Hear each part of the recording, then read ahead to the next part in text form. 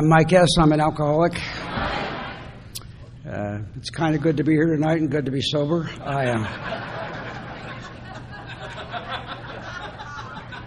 It used to be good to be here, but I've kind of tempered that a little bit this evening. You know, before I get into the topic I've been assigned to, which is step 2, I was watching Don speak, and there are a lot of things you're going to notice that are different about us, huh?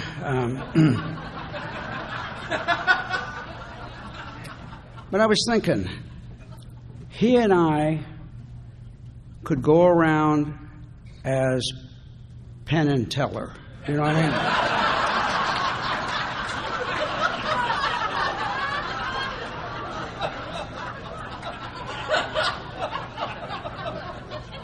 mean? And be illusionists. Anyway, I was trying to listen to the talk, but I got so carried away with my new career I couldn't. I am glad to be here. You know, I've heard some really interesting messages this week, so far this weekend. And I don't want to just pick out one person because I'll forget to mention somebody else. So I'm not going to single out anybody at all. But Larcene gave the best talk so far.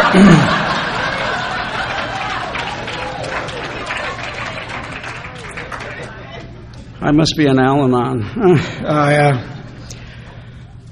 I've been here a lot of times. I know a lot of you, and it's good to be back and to be a part of the. You know what I like the best about speaking? It's being asked, and then everything from then on's downhill. You know what I'm saying? It's like, oh my God, because there's always encouraging people right before you get up, like, oh my God, you're going to be falling on the heels of giants. Oh, well, thank you. As a midget, I will appear behind a midget. I shouldn't even talk. But the fact is that it is an honor to be asked to do anything in Alcoholics Anonymous. Well, let me just start it out this way. I've been sober since May the 30th, 1980. And I'm one of those kind of people who came into AA with absolutely no inclination to stop drinking. I didn't have any kind of awareness like we just heard about. If anything, my goal was never to stop drinking. You know what I'm saying? I know we say to each other here that the only requirement for membership is a desire to stop drinking. But I'm grateful for the fact that there was no requirement to just sit still in a meeting, to just listen to people, to hear them talk about different kind of things. Because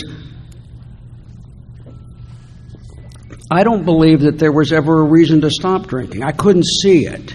I've spent all my life just trying to arrange life to be the way I want it to be. It doesn't seem like too big a task to try, you know what I'm saying? But here was the problem. There were a lot of people that were suggesting I be a member of Alcoholics Anonymous. I'm going to talk about different kinds of evidence tonight because of my career, but before I even get into that, if you're new, and I don't know if anybody comes to this kind of event that's really new, and you don't identify with anything, I think it's okay, because I think Alcoholics Anonymous is the most generous, wide-open program there could be in the world. It did not require me to understand anything. It did not require me to want to be here. It didn't require me to like people. It didn't require any of it. And I look at the steps the same way, which I'll get into in just a couple hours, and wind my way up to them. Here's what I mean by that. When I first came around Alcoholics Anonymous, I heard people who were genuinely happy to be here. They wanted to be here, and it made no sense to me. My heart was still in the bar. Do you know what I mean? I love bars. I like drinking. I like carrying on. I'm the kind of person, I've said it before, if I was in a bar and some pretty young lady said to me, you know, you drink too much, I would think, well, thank you. You know, thank you very much. So do you. Because it was a compliment to me. The people who drank too much, acted badly, were the kind of people that I admired tremendously. They weren't the kind of people who were looking for God. They weren't the kind of people who just wanted to have a normal, dull life. That wasn't my experience at all. I'm a bad drinker. No one has ever said to me, have another one. You're a lot of fun when you drink. We especially like it when you cry. No matter what mood you started out in, you seemed to cry anyway.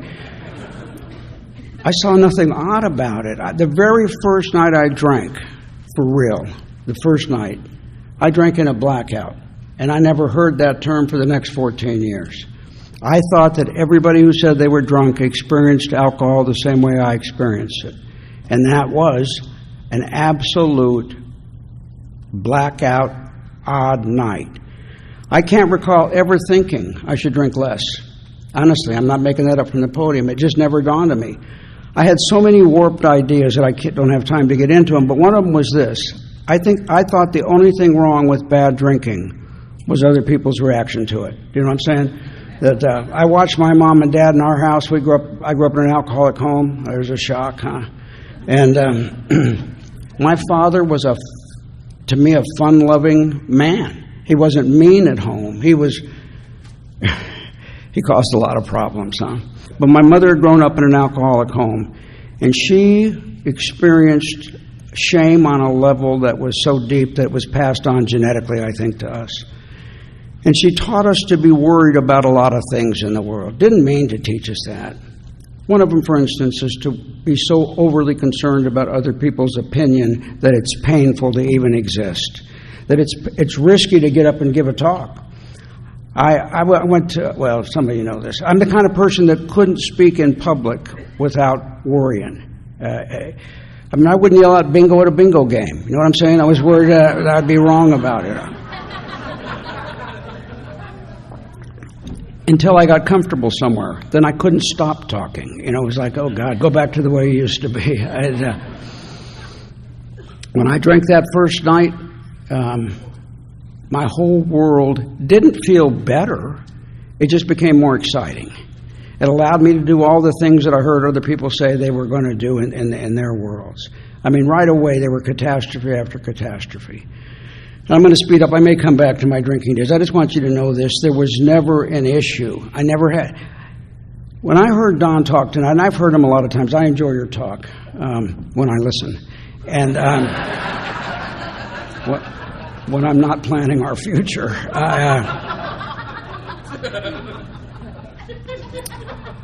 I can't imagine what it was like to suffer knowing you wanted to stop and not be able to, because it never occurred to me to do that. I avoided anybody's suggestion. I've always had a plan in my life to make my life better. Do you know what I mean? I'm always working on a new plan, and it generally involves leaving, whether it's a person, a job, somewhere else. I don't think I ever had the thought when I'm uncomfortable in a situation, why don't you stay? Why don't you work through it? Why don't you get on the other side? And that might be an okay deal if I didn't always have that plan of leaving. Now, I seldom leave. People wish I would. I just don't leave. I just think about leaving and make their lives a little worse. Dr. Silkworth talks in the big book about the patients that he was working with, the alcoholics he was working with, and he says this about them. He says that they had that their problems had piled up so high that they became astonishingly difficult to solve. When I was 17, I didn't have a problem that was astonishingly difficult to solve. But within a week or two, I had a lot of problems that were already astonishingly difficult to solve. The police were already involved in my life. The worry about pregnancy was, not me being pregnant, somebody else, was on my mind all the time. I mean, I was in trouble instantly, and yet the excitement was huge. And so I went on about doing that for the next 14 years. And what I did was I brought on the grief and the pain and the heartache that I was going to do to everybody. You know, I think it was Don, but somebody else was talking today about never wanting to hurt people. I didn't set out to hurt people, and yet I hurt everybody. And I hurt them for the real simple reason that I was trying to find a way out from the tortures of my own mind. I have always lived in my mind where it hurts a lot. And the criticism and the worry and the concern and the mistaken belief that I'll be able to figure out an answer has caused me to make lots of bad decisions. And now I'll get into some of them in just a little while. But one of the biggest ones was this. I thought that somehow, if I could just get the right person, we've heard it talked about so many times, the right job, the right place, if I could just have your approval. You know what the problem is for somebody like me having your approval? The need for your approval, I mean. It wouldn't just be one time. I have to have it over and over again. That kind of craving for attention and approval makes life very difficult, because the flip side of that is there are times when it doesn't come and all I'm left with is myself again. So I didn't know any of those kind of things. I just wandered through the world. I ended up I got a girl pregnant at a young age. I was 20 years old, was married, had an 18-year-old wife, and we had a little baby. And for a little while my life got better, but my drinking never got better. You know, I say it jokingly, but the truth for me is this: I was born disappointed. Do you know what I mean? Everything in life disappoints me, especially the things I wanted the most. They seem to be, immediately I want to get out from under something I've just cherished and craved, because there's just there's an anxiety in me that when I get those things, I think, oh my God, I've made another mistake. Somebody talked about mistakes today. I don't know if it was Kent or who it was. But I've had something happen to me recently in the last year that I'm truly grateful for. I am really good at beating myself up, at remembering decisions from years ago that can't be changed at all, but thinking about them again. Do you know what I'm saying? I mean, I'm an old man. You can't tell, but I'm an old man. And I was thinking back the other day about a girl I should have dated in high school.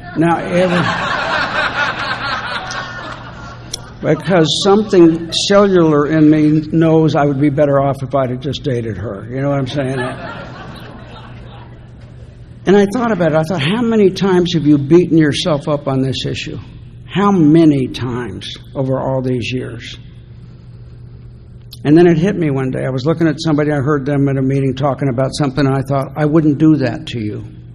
If you made a bad decision in your life that screwed up your world, I wouldn't call you up every day and say, hey, remember that thing you did? Let's talk about it again. But I'll do it to myself. Let me remind you of, oh, you were doing pretty well today? How about this? You could have been somebody, but now look at you. Now you're at State Line.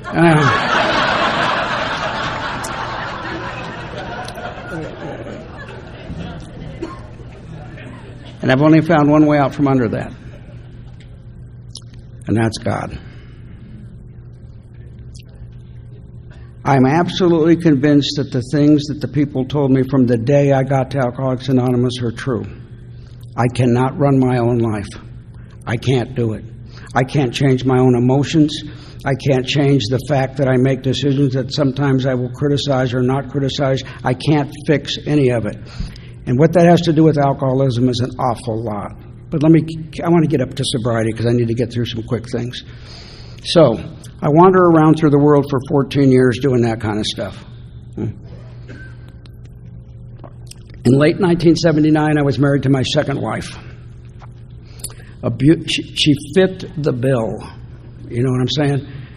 Some of you guys know what I'm saying.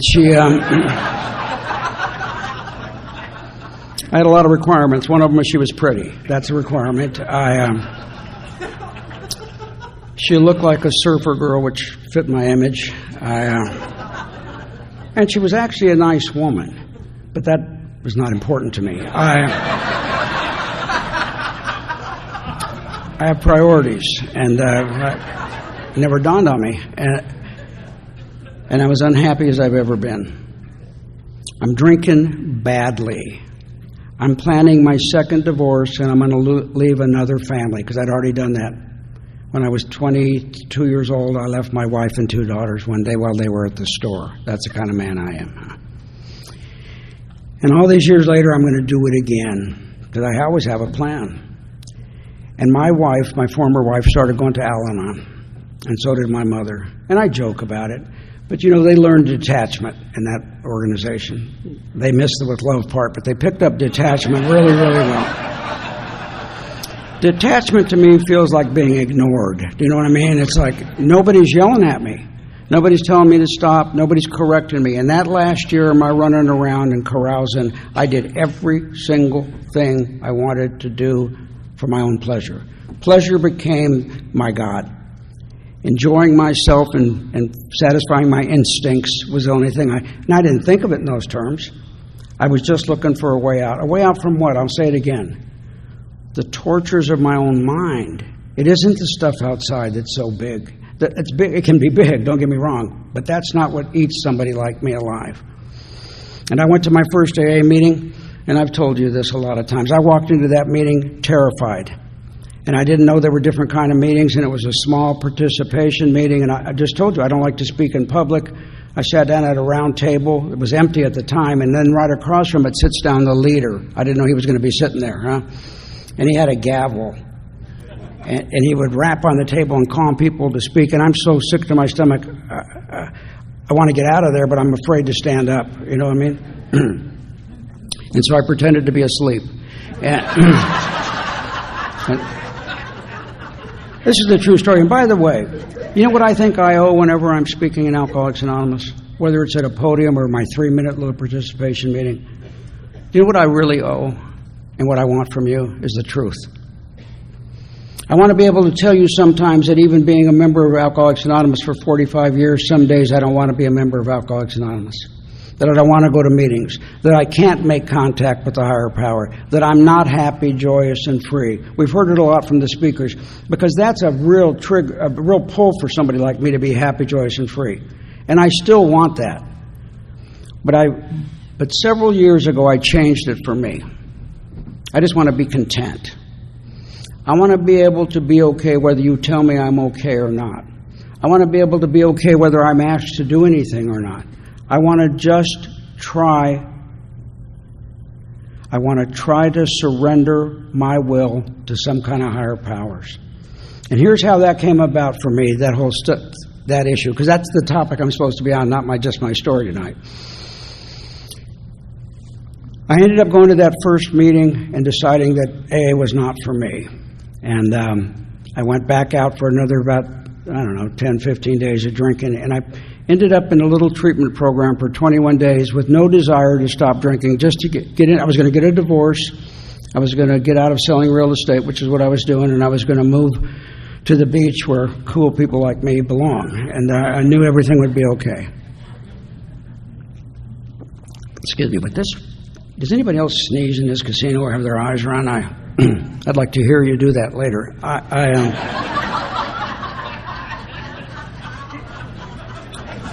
I'm in that place, and there's 2 days to go before I can get out and make my escape from my world, my life. And I'm in there, and I'm thinking about myself when the Hospital and Institutions Committee comes in, the H&I Committee. And a lot of things about that bothered me. One was I was watching a movie and didn't want to quit watching. And two, when I went into the room where the panel was there was only one guy. And so I started pointing out to everybody else, that's not a panel. You have to have 2 or 3 to have a panel.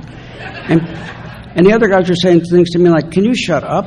And I couldn't. But I went back into my mind where I live, and I was thinking of my life. While the panel, little white-haired man like me, little nondescript man, babbing like I'm doing, and I'm daydreaming like a lot of you are doing.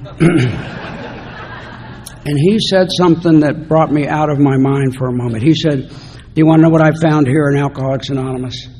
And I thought, no. I'm busy thinking about my move. And then he said it again, do you want to know what I found here? A second time, I'm thinking, no, pal, I don't want to know. Nobody wants to know. Who cares? What, you found God? Yay, great. I'm not looking. Made friends. I'm still calling them at the bar every day. Maybe on a good night he found a potluck somewhere. I don't know what he was looking for, but And then he said, I'm going to tell you. Now I'm so mad I'm glaring at him. So he knows I'm mad. And here's what he said. He said, what I found here is a higher degree of mental comfortableness. I didn't have any. My cool friends and I were better looking than him. We had better looking girlfriends, I'm sure, than him, if he even had one. But he made my soul be still without even trying. Because here's what he said. He wasn't a big shot. I never saw him again in my life. I don't know who he was. I couldn't even thank him. He said, I'm going to go home to a wife I love. And I'm going to sleep on clean sheets. And I'm going to get up in the morning. And I'm going to make my lunch in my lunch pail and have breakfast with my children because I want to. I missed my children. I would sit in a bar and cry and tell you how much I missed my girls, but I would not go home because I might miss out on something.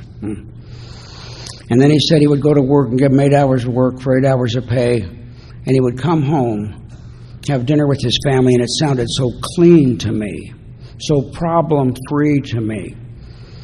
And then he would go to a meeting and smoke cigarettes and drink coffee, that he'd never had it so good. You know what he described. He described the direct result of working the steps of Alcoholics Anonymous and surrender. He had peace of mind, and I didn't have any peace of mind. I went to my room that night and I started to read the big book, Alcoholics Anonymous. And everything in that book to this day, Bill Wilson's writing's not just there, but where he writes. There's something about his writings that can soothe a tormented soul like mine. There's something that brings me back down to wishing it were true. You know, our steps are written in the past tense in the big book. If there'd been a requirement for me to believe in any of them, I couldn't be a member here because I didn't even know him. But even when I heard him the first time I heard him, I didn't believe in him. I don't know if that's true or not. Somebody could have said, well, you do believe you're powerless over alcohol, don't you? No, I don't think I'm powerless over alcohol. What I think is I choose to drink all the time, in spite of any consequence. What I think is that life is too hard and too difficult, and so for somebody like me, I need to drink. I didn't believe any of that. But when my step for tonight to talk on is came to believe that a power greater than ourselves could restore us to sanity. It doesn't say I had to know that was going to happen. It doesn't even say when came to believe. It's an open-ended tense. It could be in the future. It could be years from now. It could be a lot of different things, I think. That's my opinion. Not, since I'm talking, you don't get to say your opinion. Which is kind of nice. And I'll give a lot of opinions now. But here was the question I had when I first saw that. What sanity? About what? I'm not insane. I act out. Some of the things I do appear to be insane. In fact, they're identical to people that are institutionalized. But the difference in my case is I choose them. I didn't know that a craving could disguise itself as a truth. I didn't know that my thinking could fool me into believing I was doing things that were in my best interest, even though the smarter part of me knew that wasn't true at all. And so here's what I happen to think tonight. When I read the literature, and I was getting ready for this, so I actually read the 12 and 12 also. Yeah, I hope that doesn't offend anybody. But when Bill Wilson is writing in there, he talks about the insanity of drinking, right? But he also throws in there that it's also appropriate for our other problems, talking about insanity. But I couldn't see that picture at all. So here's what ended up happening for me. That same week that the little man came in and told me that he had peace of mind, or told us, I'm still not going to stay here, but I went to a few more meetings, and you never know who you're going to meet. And I'm in there, and I see a guy that looked rich to me, big guy, loud, had a lot of jewelry, very tacky-looking man, and I asked him to be my sponsor, because I thought he was rich. Now, a lot of you know, I've told you this before, he went bankrupt that year, but I didn't know that was coming. And I also didn't know he'd moved out to my hometown, he and another guy from the Pacific Group. And they brought with them a way of working the steps and taking actions better than the way we think and feel. that was going to change my entire existence until my mind could catch up with some of the concepts that we talk about here. Because Don made me do things. When I say made me, here's what it made me look like. He would say to me, you're not getting divorced. You're not moving to the beach, and you're not changing jobs for 1 year. I turned my will and my life over to a used car salesman. Which is evidence of insanity, isn't it? I mean, it's like, and yet he was the perfect person in my life. I mean, had I known more about him, I'd have never asked him. But that man made my whole world better. Because for some reason, there was one person, because I'm not a real mixer. I couldn't walk into meetings and meet a lot of people. He'd make me go around and meet people, shake hands, do things that intimidated me to no end. You know, it's hard to feel superior to people while at the same time being afraid of them. You know what I'm saying? It's just a real mix of emotion. And he made me do things at home that a lot of you know about, and if I have time, I'll come back to them. But I want to get to something more important. Well, not more important, but something I want to talk about. And he started taking me to hear a man speak named Chuck Chamberlain, Chuck C. I'm brand new. I don't even know people in AA. And I go over to San Bernardino. The first time I ever heard him was at a meeting in San Bernardino at a church. And people are all excited that this guy's coming in. And I don't care. I'm not staying.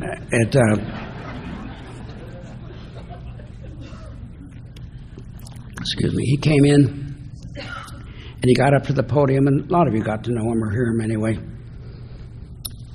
He had a squeaky voice, and he said, I've come out here to tell you monkeys two things.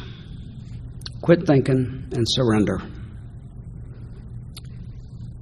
And then he said, because I know who you are even if you don't. And I'm sitting next to my big loudmouth sponsor in the pew, and I whisper, who are we? And he says to me, shut up, and be quiet. And the reason I believe he did that was he didn't know who we were either. You know what I mean? It was just an easier answer. But Chuck C., every time I heard him share, talked about the same thing. He said things like this. I'm either going to run my life and take the consequences thereof, or I'm not going to run it and take the consequences thereof. And that's confusing to me, because on the one hand, you're saying, do the footwork. To me, the footwork is always getting what I want. That if I see a goal, my job is to get that goal and make it happen. And I can do that an awful lot. The problem is, no satisfaction lasts in it for somebody like me. He fascinated me with his talk about spiritual things. I didn't believe any of it. I wanted to believe it. I have a higher power today that I think is just pleased if I want to believe things. I think God is so generous that he lets us all work the steps. They're all the same steps, but they have your personality on it when you do it, and they have my personality on it when I do it. They're not the same in that respect. They're designed to work at whatever level we come into Alcoholics Anonymous. He fascinated me so much I wanted to know where it came from, so I learned things about him. For instance, I found out he went to the Church of Religious Science. He was some kind of deacon there. And so I went to the Church of Religious Science, learned nothing, and left the Church of Religious Science. But I bought the books. I bought Emmett Fox's books, Sermon on the Mount. I read all of those things. They all intellectually made some sense to me, but not practically. That's just not true. You just can't not do things. But all along, my sponsor and the people that I'm watching in Alcoholics Anonymous are having me take actions better than the way I think and feel. So I'm dealing with that issue. There's two, and I'm going to talk about something tonight that sometimes, lately I have not minded talking about it, but I'm reluctant sometimes. So I'm going to give myself an out, okay? if I'm wrong, just pray for me. You know what I mean? Because if I learn better, I will admit I'm mistaken at this moment in what my current beliefs are. And I'll give you the same gratitude, the same leeway, if you will. So, at the same time I'm hearing Chuck and some of those guys talk about their beliefs on a spiritual level, I meet a man who had a story in the big book that has a line in the big book that troubled me from the day I read it. And here's the risk I'm going to tell you. There's a line in the book and the story that says something to the effect of, nothing happens in God's world by mistake. I don't believe that's true. I didn't believe it when I was new. I believe it even less tonight after 45 years. And I'll make a legal argument to you. If that's true, why do we pray for knowledge of God's will for us and the power to carry it out? If everything that happens ends up being God's will anyway, I don't see any point in praying for any knowledge. It's just going to happen. Now, you can refute that however you want. Kind of do it silently. And it's more meaningful if you internalize it. And so I got to know the man who wrote that in the big book. And I spent a lot of time with him over the years. I stand by my belief tonight. And yet, when I was new and something tragic seemed to happen, the seemingly bad they used to talk about, I wished it were true. But here's what I think tonight. I have seen evidence of God's handiwork in my life ever since I came into AA. When I was a year sober, I got to look for a new job. My sponsor let me finally look for work. And I applied for a job that I knew was the perfect job for me. And they hired me. And I went down to Doheny State Park and camped out for the weekend and went up to Glendale to start work on that following Monday. When I got there, it was before cell phones and stuff.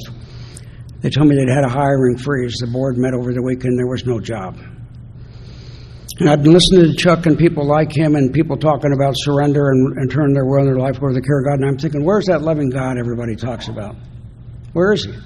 What kind of cruel God would let me think I have work that's going to save my family? Don't need to do this.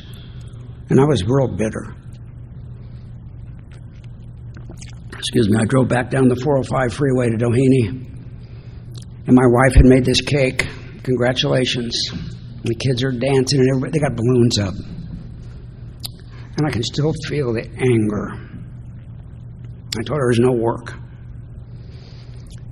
And I was so bummed out. And a man that I'd gotten arrested with once happened to come by to mooch a free night off me at the beach. And he'd been in AA 10 months longer than me.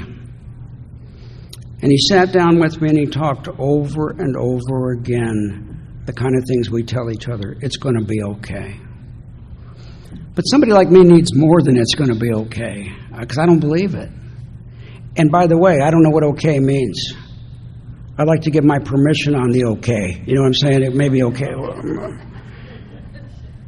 you know what? It turned out to be okay. Because a few months later, I got a job offer.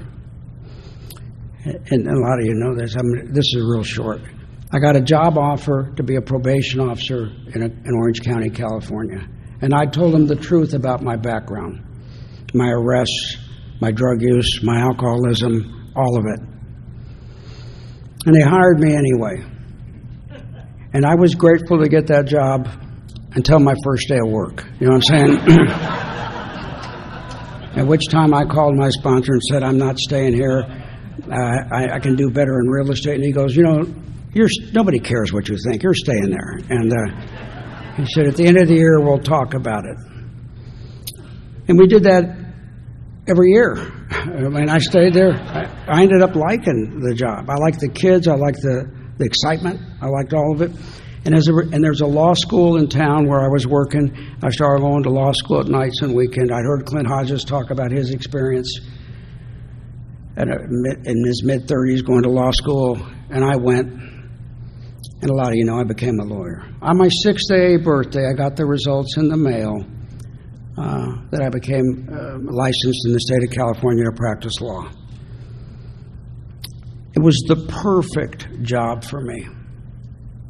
It's direct evidence to me that somehow I got guided to the right place through my sponsor and maybe through the higher power, either directly or indirectly. But here's the reason it's an important lesson to me. Today, when I'm troubled and want to run or want to quit the new thing that just happened or get out from under whatever, instead of my normal plan of leaving, the sanity part that was returned to me is real simple. It's okay for me to suffer and sit still. My emotions will calm down if I can just sit still and try to be useful to other people. And everything else gets taken care of. But when I'm in that trouble, it doesn't feel like that's really going to happen. Not this time. And it's happened over and over again. And I became chief of homicide. From being so afraid to speak in public, I ended up doing trials for a living. And it turned out I had a talent for them. I did big trials. And I got a lot of attention from doing that. And I like attention. As long as it's only positive. And I learned several things from that, of course. And that was this. It didn't fix me. You know, I've been on television, I've been interviewed, I've had lots of nice things happen as a result of my career, and yet the loneliness that I can feel and the emptiness and the apartness doesn't go away just because I have those. Temporarily it does. It just doesn't get fixed by me. But that's for another step. So, in my job, as some of you know, I went out to murder scenes on a regular basis. I got to see the violence that I tried to commit often, the violence that we can do. And I came up with something that works for me and still does tonight. Larcene talked about it. I remember going to a baby death funeral, a little baby that had been killed. It was a sad funeral. And somebody said something, trying to help the parents. We don't understand God's will. God maybe needed another little angel. And I'm thinking, oh my God, no. The murderer did that. It wasn't God. You know, if my defects of character are such that I can kill you, hurt you, steal from you, cheat you, make fun of you, whatever it is that's negative, that isn't God doing it. And so here's the second thing I've gotten from trying to work the step 2. I've quit blaming God for anything. And I mean for anything. I shared this up here 3 Christmases ago. My daughter got diagnosed with stage 4 cancer the week before I came up here that year.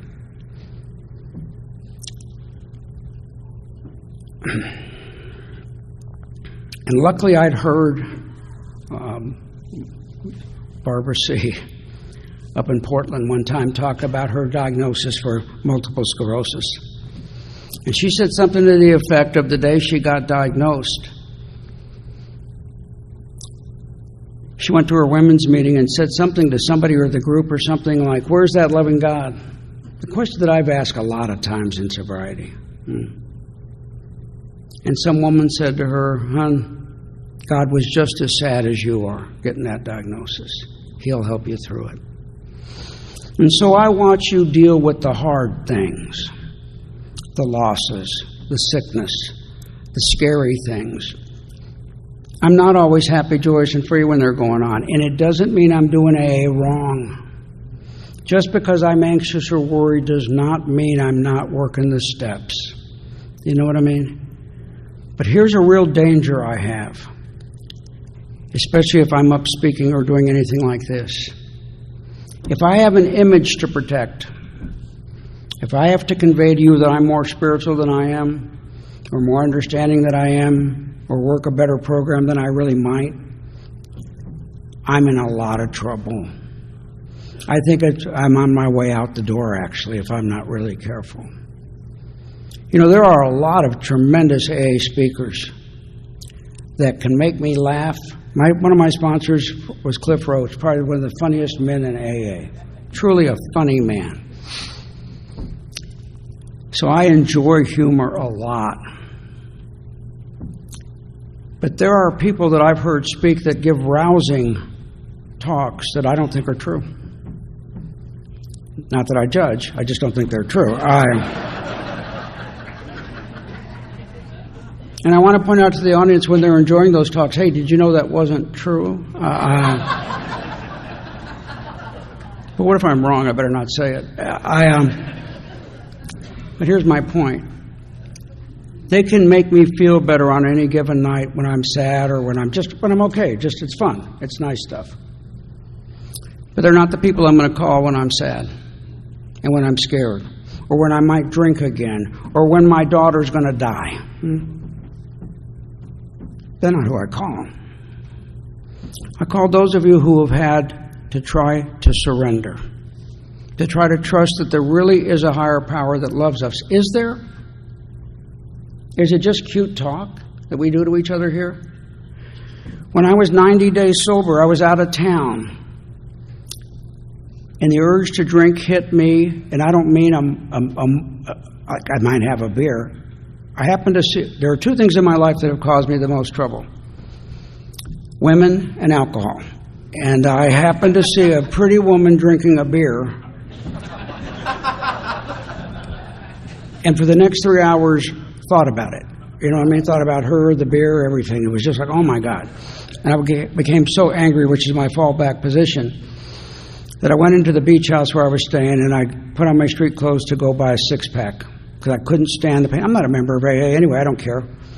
If I told my family we drink every 90 days here, they'd be happy. They're like, all right, it's not bad.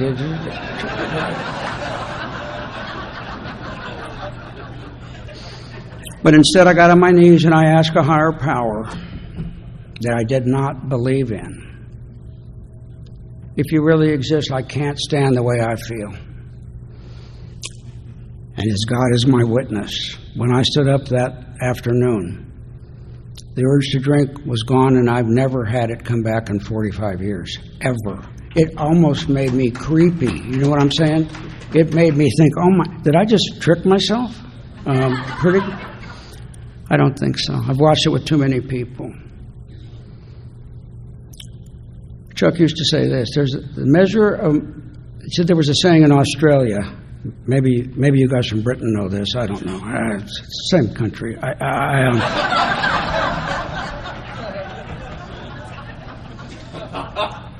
The measure of my anxiety is the measure of my distance from God. What if that's true? I'm anxious a lot.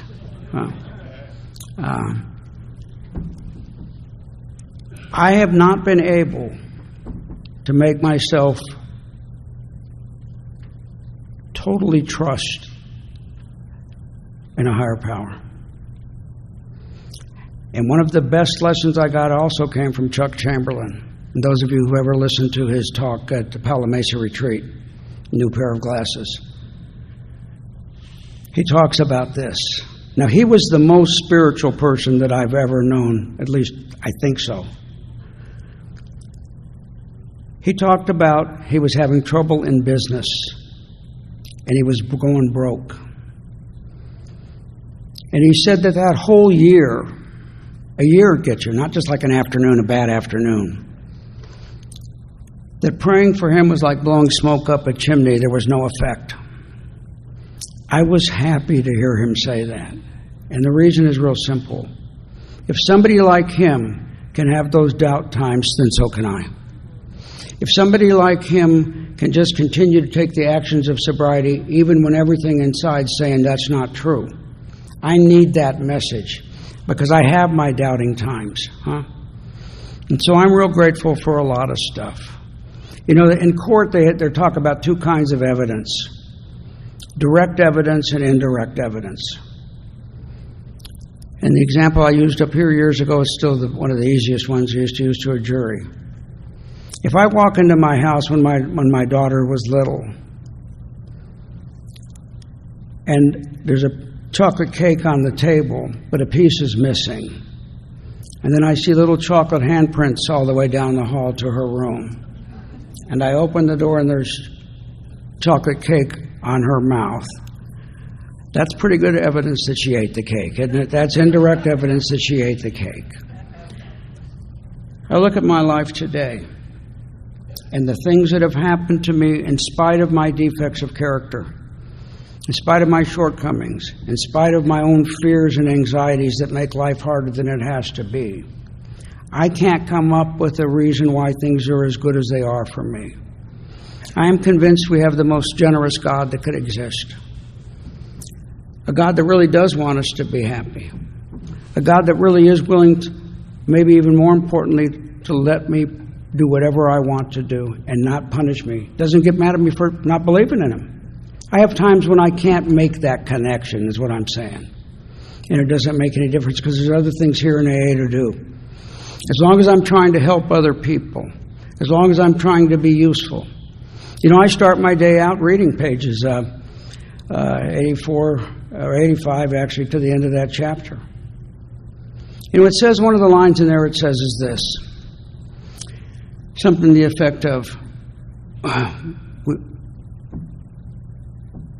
we burn up energy less easily because we're no longer trying to run our own lives. How often do I try to run my life? Always. There's always a certain element in it. And so, here's what I found to be true for me. And I wish I could do better than this. I have come to believe that there is a power greater than me that restores me to sanity, not just about the drink, because that was taken away. That's a pretty easy one for me. But I actually think that my actions in life often show a high degree of insanity because they're based on self. And whenever they're based on self, I'm trying to get something. And when I'm trying to get something, whether it's your attention, whether it's something from you, whether it's a job, whether it's a new relationship, I'm almost guaranteed to run into a wall. And who do I blame? God. When things don't go my way, I'm convinced there's no higher power. If I were God, you know what I would do to somebody like me? I'd punish me. You know what I mean? I'd make me go to State Line and talk.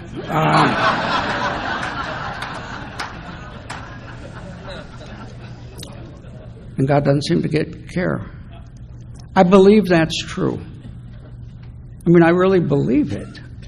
I don't understand it. Because I'm so petty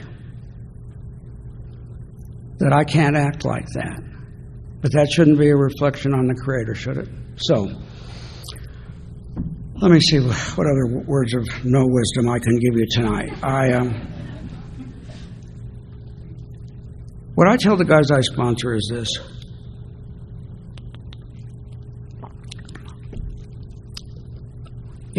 If we're on the subject, this kind of subject, I try to make it as easy as possible.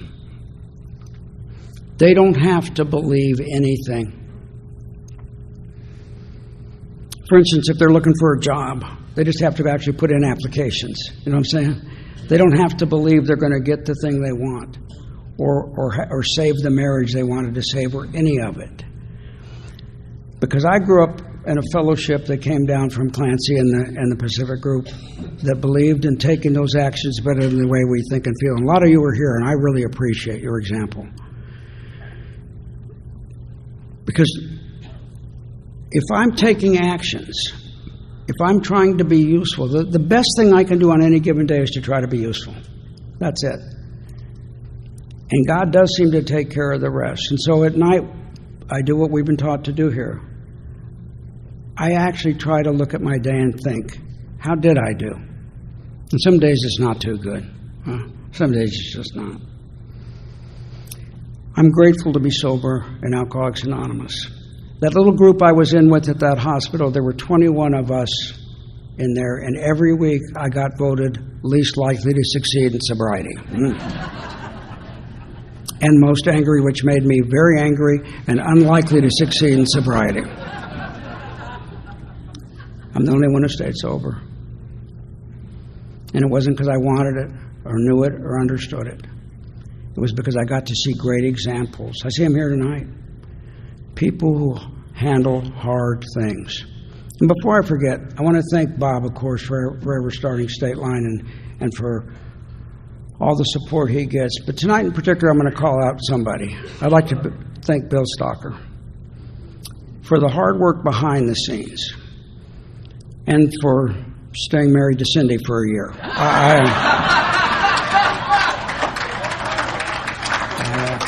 There are a lot of people that do hard work that I don't know your names. But I thank you because I realize this. Look, this is a huge event, and it's always a nice one. So thanks for letting me share.